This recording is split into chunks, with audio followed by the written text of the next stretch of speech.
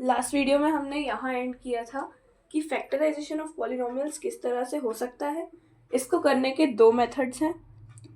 एक है जिससे हम क्वाड्रेटिक को करते हैं और एक है जिससे हम क्यूबिक को करते हैं। क्वाड्रेटिक का मेथड है मिडिल टर्म स्प्लिटिंग और क्यूबिक का मेथड है लॉन्ग डिवीजन मेथड। अब हम मिडिल टर्म स्प्लिटिंग से चालू करेंगे। मैं इस पे ऑलरेडी एक वीडियो बना चुकी हूँ, लेकिन मैं एक और बार इसे समझा रही हूँ ताकि हम पॉलिनोमियल्स को एक फ्लो में ले पाएँ। तो आइए देखते हैं ये कैसे होता है।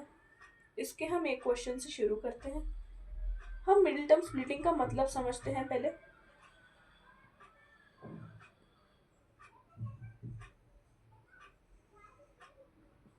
मिडिल टर्म स्प्लिटिंग मतलब जब इस तरह से तीन टर्म्स दी हो, हमें उसे और थोड़े छोटे फॉर्म में करना है और उसे तोड़ के दो फैक्टर्स बनाने हैं। देखते हैं कैसे होता है।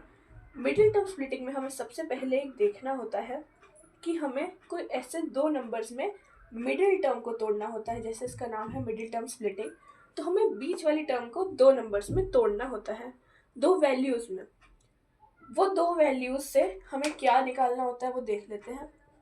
फॉर एग्जाम्पल वो दो वैल्यूज है p एंड q, तो उनका मल्टीप्लिकेशन ये कॉर्नर वाले नंबर्स का मल्टीप्लिकेशन के प्रोडक्ट के इक्वल होना चाहिए।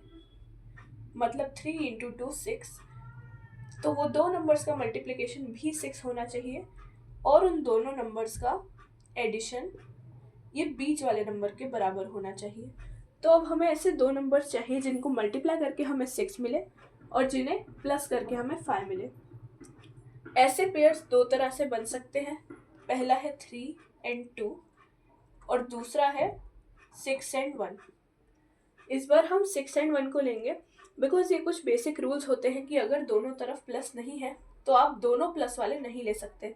जैसे अगर हम इसे 3 एंड 2 में तोड़ते तो हमें लिखना पड़ता 3x² plus 3x plus 2x minus 2, लेकिन हम दोनों प्लस वाले नहीं ले सकते बिकॉज यहाँ एक माइनस है। इसलिए हम इस पेयर की तरफ जाएंगे। देखते हैं ये कैसे होता है। फर्स्ट एंड थर्ड टर्म को बिल्कुल भी अलग नहीं करना है।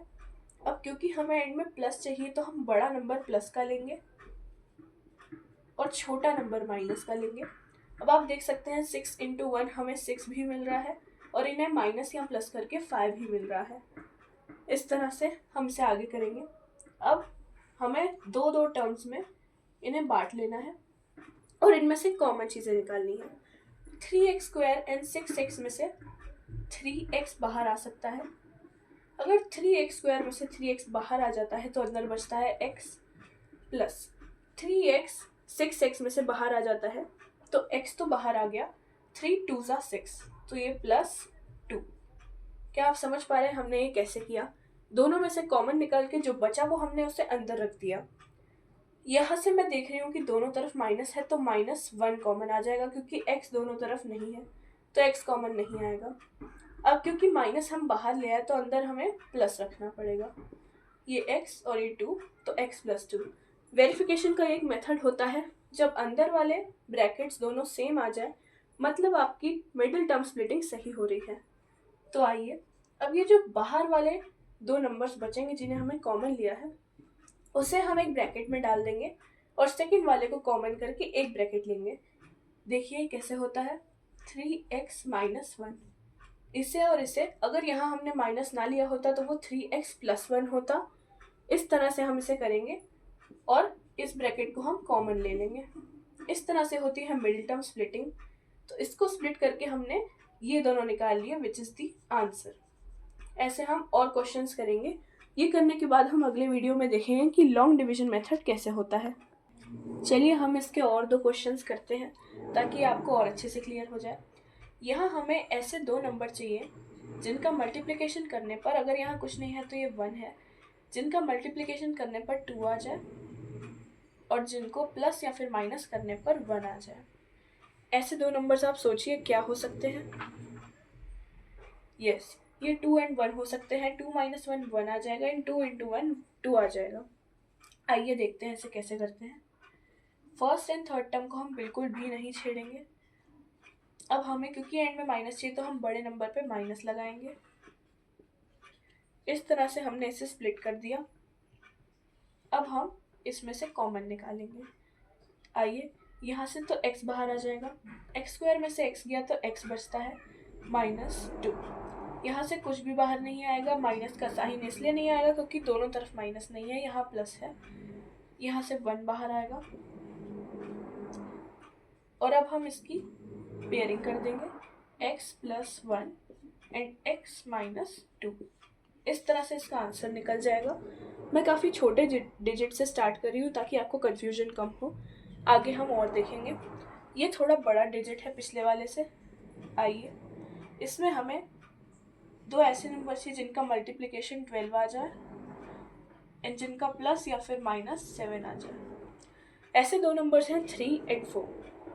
आइए, फर्स्ट एंड थर्ड टर्म को हम एज इट इज़ रखेंगे। हमें एंड में आंसर माइनस में चाहिए और 4 -3 -7 होता है, तो हम दोनों जगह माइनस ही लेंगे, क्योंकि अगर हमने +3 ले लिया तो वो -1x बन जाएगा, जो कि हमें आंसर में नहीं चाहिए। आइए आगे करते हैं। अब इसमें से हम कॉमन निकालेंगे। यहाँ से 4x बाहर आ जाएगा। अगर 12x² में से 4x बाहर आ जाता है तो अंदर बचता है 3x + 1। अब यहाँ माइनस है इसलिए हम +1 नहीं -1 लिखेंगे। यहाँ से हमें अंदर माइनस चाहिए इसलिए हमें बाहर भी माइनस लाना पड़ेगा। हमें मेनली फोकस करना है दोनों ब्रैकेट्स के सेम होने पर। हमने यहाँ प्लस इसलिए नहीं लिया क्योंकि -1 और -1 को मल्टीप्लाई करने पर 1 आएगा। अगर हम प्लस ले लेते तो यहाँ पर -1 बन जाता। उस हिसाब से हमने अंदर भी माइनस लिया क्योंकि वो साइन चेंज कर देता है। यहाँ आएगा 4x - 1 एंड 3x - 1। ये है इसका आंसर। इस तरह से हम और निकालेंगे। ये हम मिडिल टर्म स्प्लिटिंग पे एक लास्ट क्वेश्चन कर रहे हैं। इसके बाद हम अगले वीडियो में सीधा लॉन्ग डिवीजन की तरफ मूव करेंगे, क्योंकि मिडिल टर्म स्प्लिटिंग एक काफ़ी इजी मेथड है जिसके लिए हम 4 से 5 क्वेश्चन कर देंगे। इससे ज़्यादा की उसमें ज़रूरत नहीं है। आइए, ये एक थोड़े बड़े डिजिट वाला मैंने लिया है क्वेश्चन ताकि आपकी प्रैक्टिस और अच्छे से फाइन टच हो जाए।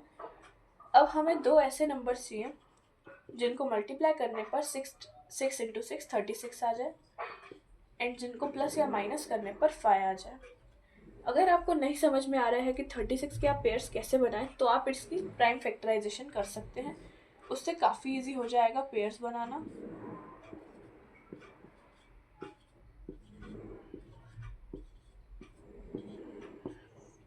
इसके बाद आप आराम से पेयर्स बना सकते हैं। आप इसमें से अलग अलग कॉम्बिनेशंस ट्राई कर सकते हैं। हम लेंगे 4 एंड 9। आप देख सकते हैं कि 9 - 4 5 होता है एंड 9 × 4 36 होता है। इस तरह से आप पेयर्स की कॉम्बिनेशन ट्राई कर सकते हैं। अगर कोई बड़ा नंबर आ जाए तो उसको आप प्राइम फैक्टराइजेशन से कर सकते हैं। आइए करते हैं। अब हमें एंड में प्लस चाहिए तो हमें बड़े नंबर पे प्लस लगाना पड़ेगा एंड छोटे नंबर पे माइनस। इस तरह से हमारा आधा काम तो हो गया। इसके बाद हमें बस कॉमन निकालने हैं। इसमें से 6 और 9 दोनों ही 3 की टेबल में आते हैं, तो 3 कॉमन आ जाएगा और x भी।